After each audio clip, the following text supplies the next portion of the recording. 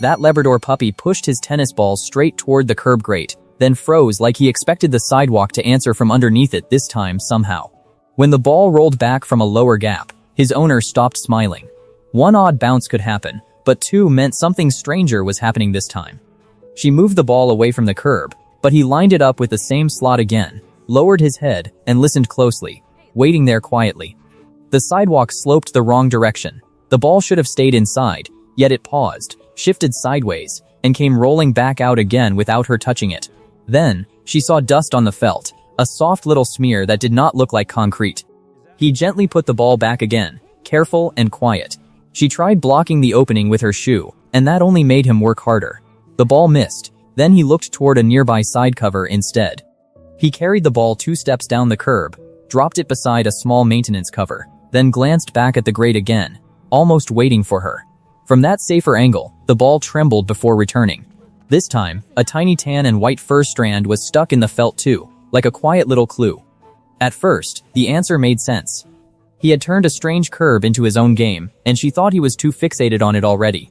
She rolled the ball down the open path, and for a moment, he chased it like any puppy. Then he carried it right back to the curb. When it finally returned again, there were 2 nose marks on opposite sides. One matched him. The smaller one pointed back inside the curb clearly now. Her next test went wrong. The ball slipped too far behind the grate, and even his stretched paw could not pull it back out again alone. Then the ball nudged forward from inside, and a tiny tan and white nose appeared behind the slot.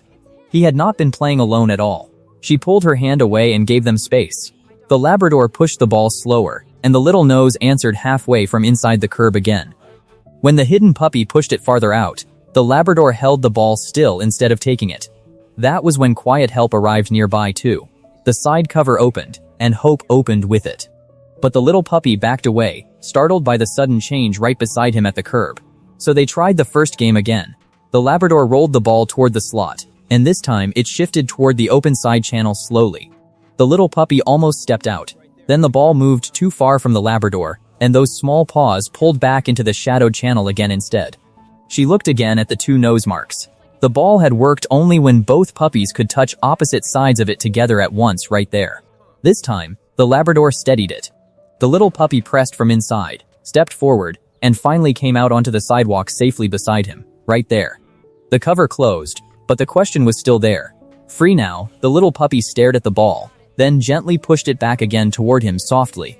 And suddenly, the beginning made sense. 2 puppies faced each other beside the closed curb grate, the tennis ball resting between them. Most people would have moved that tennis ball away,